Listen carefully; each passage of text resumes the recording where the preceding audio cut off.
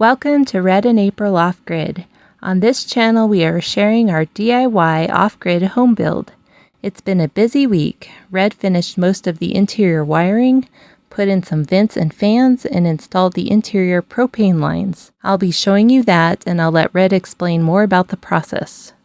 Well, I'm back to wiring, and I'm working on one of the poured concrete walls. So this wall is the one that I removed the studs from so that I could clear it out to do the poured concrete here. And in order to do the poured concrete, I have to protect the wiring that'll be in this wall. The only thing that's going to be here is a switch, like a light switch, so that when you open the door you can flip on the light for the room. But that has to be protected, so I use some metal conduit in order to encase the wiring and protect it from the cement. So we'll actually be pouring the cement and encasing this metal conduit here in the wall. That same circuit that has those lights on it will carry on, and there'll be a couple outlets on this wall that'll be fed by that same circuit. So I'm putting those in and getting ready to string the wire up through that top part of that wall and then down into these sockets. So I'm going above the concrete wall here. So the poured concrete wall is only going to be about 7.5 feet high. So there'll be a space between the poured concrete wall and the ceiling that'll be furred in and sheetrocked, and so I can run wiring in that furred in wall. Now moving on to furring out a wall in the master bathroom right behind the washer and dryer. What I realized that this wall is only 3.5 inches wide, the standard width of a 2x4, but the vent line for the dryer that I'm going to use is 4 inches. It's actually a little over 4 inches, about 4.5 inches, so I needed to make the wall thicker in order to accommodate that vent line, which has to go up to the roof and then over sideways and out the wall. So I've already put the furring strips, which I basically just cut 1.25 inch wide strips of wood, and I put those lining all the 2x4s, all the studs up and down. Those are on, you can see them there. And now I've got some smaller pieces that I'm putting in, kind of piecing in between the studs at the top and bottom, so that basically that whole wall is now furred out 1.25 inches, and I have plenty of room to put in that 4.5 inch vent. With the wall behind the washer and dryer furred out, I'm ready to start the wiring in the master bathroom and into the master bedroom. So I had a conduit run underground that feeds up several wires that I had intended to feed this side of the house. And you can see right there where I'm working is where that comes up out of the ground. There were some extra wires in there that I didn't really need, and so I decided that I would go ahead and terminate those wires in a junction box where I can access them later. So that's those red and black wires I'm feeding into a junction box. I won't be using those, but they'll be available later. If I need to, I can always access them via this junction box. There's 2 circuits that I'm going to run that'll feed this side of the house. One is going to be using that yellow wire, which is rated at 20 amps, and the other circuit will be using the white wire, which is rated at 15 amps. The white wire I usually run for the light circuits and maybe a few outlets on that circuit. Generally, lights use hardly any electricity, and so with the lights and a few outlets, it's just not much power draw. In some areas of the house that have a heavy power draw on the outlets, that's where you want to make a 20 amp circuit. And if you are going to make a 20 amp circuit, that's where you use the yellow wire that's rated for 20 amps. And then you also need to make sure that you use specially rated 20 amp outlets and light switches if you have any light switches on that circuit. Everything needs to be rated for 20 amps in order for it to be on a 20 amp breaker and a 20 amp circuit. And again, I'm not an electrician giving electrical advice, I'm just showing you how we did it. Well, the place is kind of a wreck. We've been working in here a lot, we've had family over and a lot of stuff going on, and it's kind of got away from us, so we took some time, cleaned things up, and got things organized where we could work freely and see what we're doing. It's nice to get things cleaned up. Well, I'm ready to move on to the bathroom vent fan install. I ordered these things a long time ago, and so they've been sitting around waiting for my attention, and it's finally the day to work on them. I had to order a specific style that is designed to fit inside a 2x4 wall, so it's a slim design, and so it totally fits within that wall, and it can be in any orientation, so it doesn't matter which way you turn it. It can work, horizontally or vertically. I'm going to be in the wall, so it'll be vertically.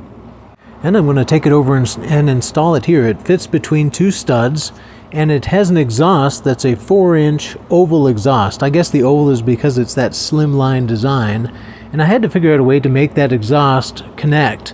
And so it turns out this flexible hose that I'm using here, this flexible vent line, works perfect because you can just flex it. You can bend it to make it fit that oval exhaust on this vent fan. So that worked perfectly. I was able to bend it and then clamp it with the clamp, and it worked out great. So I just attached it to the wall. Now I've already made the connection on the vent pipe, and now I'm just wiring it in. It's almost done.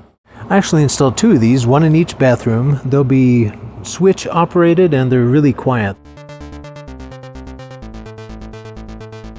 And here you can see the exhaust vent cover that I'm installing on the outside of the house. This is a black vent cover that has a flap that prevents backflow, and it's a little bit difficult to install because, you know, it doesn't fit flush up against the metal because the metal has these ridges and it's wider than the gap between the ridges. So it was a bit of a challenge.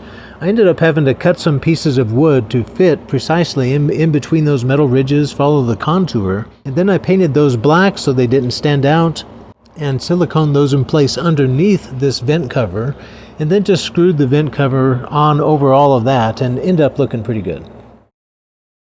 Well, I'm about done running the wire in the walls, and I'm ready to run the wire up in the ceilings to the light fixtures, or the light receptacles where the fixtures will be. And in order to do that, I had to do a little extra bracing. So in this closet here, I'm actually getting ready to nail in a receptacle up here. I guess you call them receptacle. It's the little housing that you feed the wire into and that the light fixture will actually bolt to. And it needed some extra bracing in order for me to nail it because these are just 1x4s up here. And so I'm having to do a little extra reinforcement. And then I moved on into the bedroom here, and I'm actually getting ready to place the first ceiling fan, which takes even more reinforcement. So you can see me working here. I've got a 2x4 that I'm mounting this metal heavy-duty receptacle to. And then I'm reinforcing these 2x4s here with another board on top, these 1x4s with another board on top, and then I'm putting the 2x4 on top of that and screwing all that together so that that receptacle is reinforced by the 2 beams that are next to it. The reason being is ceiling fans can be pretty heavy, and so they need to be really well reinforced. Here I'm working on the fixture for the light in the kitchen above the table. This will be kind of a bigger, heavier light, and so I'm putting in that same reinforcement the same style of reinforcement that I used for the ceiling fans here too, so that it can carry a big, heavy fixture. Well, I finished up the electric and I'm moving on to the 1.5 inch or 1 1/4 vents, basically the vents for the gray water and the black water systems. In this bathroom, I only have to run 1 vent out the wall because I've been able to combine the gray water and the black water into one. And then I have put 1 more in the kitchen and 1 more in the master bathroom, and I'll be all done with the vents. We didn't get a whole lot of video of putting these vents in, but basically I got into a good system. I had to do 3 or 4 of them here, and that carbide tipped cutting saw worked well. I just pierced the wall all the way through from the outside, and then basically fed the pipe up to it from the inside and then made the final connection. By the time I got through all these, I was getting pretty good at it. Here I'm working on the second vent in the master bathroom. This is my last bathroom vent. Actually got more video of this process in the last video, so if you're interested in the entire process, you can check that out. But I'm just working on this last vent here, cutting it off, getting it ready to run over to the hole that I already have in the wall and get this one finished up. My next task is to install the propane line inside the house. In the previous video, I installed the outside line, so ran it underground over to the house, and so it's stubbed up outside, and I need to actually bring it into the house here. So you can see me laying out all my fittings, making sure I have everything, so I kind of lay them out and look them over, make sure I have all the elbows and unions and couplings and everything before I get started. Figured out where I needed to make the wall piercing, and drilled through the rather thick sheet metal here, and now I'm drilling through the foam and through the wallboard on the inside to actually make the penetration to the inside. I came in right behind a wall here, and so this is the bathroom wall, and now I'm going to run it inside the wall all the way over to the dryer. I'll actually tee off there first. So first I reduced it to 1/2 inch pipe. This pipe coming up out of the ground is actually 3/4 inch. And I wanted to go to 1/2 inch because that's all I needed for the house, so I reduced it, coming up 90 and over right into the house here. Once I've verified everything is ready, I go ahead and put the sealing tape and putty on both ends of the pipe and get ready to actually screw it together. This stuff is very unforgiving. It's really precision. You can't fudge it very much. You have to get it right the first time. And so I do lots of fit up to make sure it's ready and accurate, and then I screw it together. Once I get to this point, I don't want to have to go back. I don't want to have unscrew it. There's a lot of prep here to get it ready, but I'm finally actually screwing it together. I've actually done a fair amount of work with black pipe and on gas lines in my life, and so I'm fairly familiar with this process. You definitely want to make sure you get everything sealed really well, tighten everything up really well as you go, and there's a process, an order of operations that you have to follow. It has to be done in the right sequence for it to all work out properly as far as tightening and making the connections. Here you can see I'm actually laying out the pipe. I've got various lengths of pipe that's already threaded on both ends. Went through earlier and decided what I needed to buy, and I'm just making sure everything is right before I get going. I've decided I can run a 10-foot section of pipe inside this wall, and that'll get me over to the washer. And so I'm drilling a hole through every board in this wall, every stud in this wall. I'm going to try to feed it in through this door opening and see if I can make that happen. I'll have to bend the pipe just a little bit, or flex the pipe, not actually bend it. And it's actually working out okay. It has enough flex, I can get it in, and I'm feeding it through all those holes that I made, trying to get it over to where I came in, so I can make the connection on that side. I'm having to fight it a little bit. One of the holes was off a little bit, and I had to expand that hole. Now that I did that, I'm able to feed it all the way in the rest of the way and get it to where I can start figuring out how to make the connection on that wall side. You can't see it here, but as soon as that pipe came in from the outside into the wall, I put in a T, and so that T will actually be inside the wall. And then I came out of that T and through this first stud here, and then I'm putting in a union. So that's what you can see me working on here, is the union for this side. I'm going to put a union in for both of the service connections. So this is the union for the connection that goes to the dryer. A union is a really good idea because it gives you the flexibility later to make a correction or a change without undoing all of the pipes. So say I had a leak on the first connection that I made outside, and I didn't know this until later. If I didn't put these unions in, I would have to go back to the very end of the line and undo every single connection in order to work my way back to that very first connection. Whereas if you put these unions in, you can just take that union loose and start much closer to that original connection. So that's why we use unions in the gas industry. And so I'm putting that in here, and this will make it a lot easier if I need to work on it in the future. Well, the 10-foot pipe that I'm connecting here that goes over to the dryer was a nice nominal size that I could buy in the store. Unfortunately, it just happened that it ended right in the middle of a stud, the worst possible place. So I had to cut out the stud to make it a little bit bigger so that I could use a coupling there in order to extend the pipe out just a few inches more in order to get it around the stud to a good location to hook up the dryer. Might take a minute to explain why we decided to go ahead and install propane service in the house.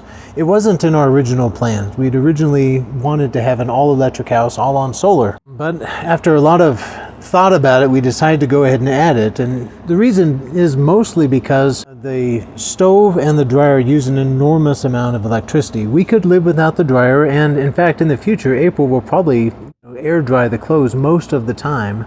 So it was really mostly the oven, and having access to the oven anytime, day or night, during holidays, during cold months where, the solar system is under a lot of strain, we would have really had to increase the size of our solar system in order to be able to handle those loads reliably. And so instead of the huge added cost of doing that, we decided to go ahead and add propane and have another energy source, which is nice to have a variety of energy sources, gives you a little backup.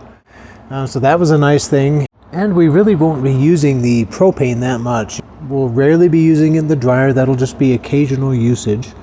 Because a lot of times April will just air dry, which just uses electricity. She doesn't actually use the heat. What we'll be using on a daily basis is the oven, but there's just two of us, and it just doesn't use that much propane. So it just didn't make sense to enormously upgrade our system in order to be able to handle that huge power load. It added some redundancy to the system, some additional reliability to our and security to our situation out here for a low cost, and just made sense overall. We'll actually be using so little propane that we don't plan to have the big tanks. We'll just be using a few of the small cylinders. Just for frame of reference on power usage, our current dryer uses 6,000 watts or close to 6,000 watts, which is our entire system. And a common stove that we looked at that is all electric used 14,000 watts, which is over twice the size of our current system. So that, give you an idea of how much we'd have to expand the system to accommodate those two things. All right, back to the install. So this piece of pipe that I'm putting in here is the line that's going over to the oven. And so you can see I just came up and ran it over the top of the door. And since I was coming across the top of the door anyway, I decided to just stay high all the way over, go on top of the window, and then come down at the stove itself. And so I just notched out the boards and ran it all in along the top. Here I'm coming back, I'm making some of those final connections, and I'm actually I'm working beside the door here where it comes up and over the door, making those connections to the outside, getting all that worked in and worked out. That was a little tricky. I had to find the right length of nipples and get all that figured out and put in a union for the stove side, but it all worked out. It's 92.8 degrees outside.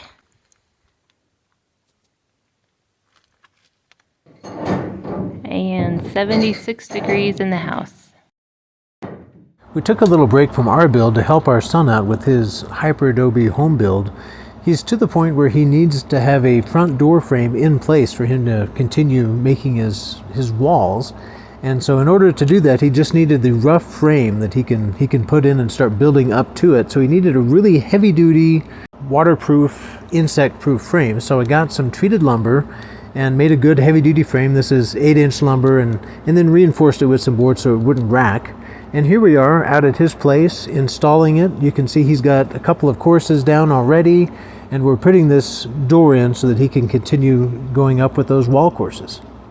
We staked the frame in at the base into the correct position in the wall itself, and then we went about getting it level and attaching it to the ground in such a way that it will stay level while he's running his courses. So that's what we're using these angled boards for. We're staking those boards into the ground and then getting it all level and screwing it all in so that it stays nice and level as he's building his wall.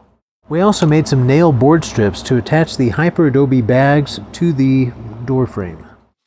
Back at our place, I'm finally getting to install the hot water heater. We bought this last year, had it all ready, and it's finally time to put it in. I'm excited about this. This is a 20-gallon hot water heater. It runs on 120 and uses about 1,500 watts. So it should work out perfect for our solar system, won't be any strain at all, and it should provide plenty of water. Right now, April and I are in our RV, and we have a 6-gallon water tank, which provides enough water for both of us to take showers. So this 20-gallon hot water heater should be plenty of water for us for our needs. We'll probably be running this hot water heater on a timer so that it kicks on automatically every day during the full sun hours, so it takes advantage of that energy during the day and doesn't use up our battery reserves. When the sun is out and really shining, we really can't use all the power that the solar panels can produce, so this is a good way to use some of that excess power. Well, I have it in place, and I'm just making the connections to the water manifold. So I have two 3/4-inch pieces of PEX that I need to connect here. One is the cold coming in, and one is the hot going out. And so these are just 3/4-inch PEX connections coming over, and then the part that actually goes into the hot water heater is a national pipe thread connection. So I'm making that connection first, getting all that made and getting that connection tight and secure. And when I'm confident with that, then I just make the PEX connection. The PEX connection is really easy because it's just a crimp connection, so I really love working with PEX. One thing that occurred to me as I was making these connections, and as I later went back and put water to this hot water heater, is how I've made tons of connections already on these two manifolds using PEX and using these crimp connections, and I haven't had one leak. And of course I hate to say that because maybe give myself bad luck, but so far, every single time I've made a PEX connection, there's not been a leak. It's really amazing stuff. It's really easy to use, easy to make these connections, and it's really reliable. Well, I'm back to cutting holes in the side of the house for vent lines. This time it's the vent for the dryer. You know, it's amazing how many wall penetrations I had to make in this house for all the different vent lines and all the water lines and all the different things. But this is another one. This is a big one, and so it's especially nerve-wracking because it's a 4.5-inch hole for the dryer vent line. Definitely wanted to make sure I got this in the right place, so did lots of measuring. I did fight this a little bit. It's such a big hole that it likes to get caught, and then my drill can't handle it, so it stops, and so I had to back it out and restart it again and back it up, and I was able to finally get through it, and it left a reasonably clean and neat hole. Then I just pushed it on through, went through the foam, and went through the wood on the inside. Here you can see it coming through the inside, popping that hole out, went through just where I wanted it. That's going to work out just perfect, kind of in the top of the wall there. Once the hole was in place, I was ready to feed out the flexible tube and make my connection. So we decided to go ahead and make the total run with this flexible hose. Actually got a 25-foot long length of it, all one piece. It's going to work out great. And then just ran it through the hole, made the connection just with duct tape onto this nice vent. It's a nice heavy-duty vent, but I had to go through the same process of putting in the blackened pieces of wood underneath and sealing it all up, a process I'm very familiar with now. And then I'm inside to hang up the flexible hose. That all went really easy. I'm just kind of hanging it roughly in place for now, and I'll have to come back in and of course cover it later, but I'm trying to get it over to the wall where it's going to hang down. And so here's where I'm working, is where it hangs down. I'm kind of sitting there right where the dryer will be, and it's going to hang down right behind the dryer, and you'll be able to move it in order to get it into the exact right place where you can connect it to the back of the dryer. So that'll actually be movable, and there'll be removable wall panels back there where I can access the vent and the plumbing and that junction box with the extra wire in it.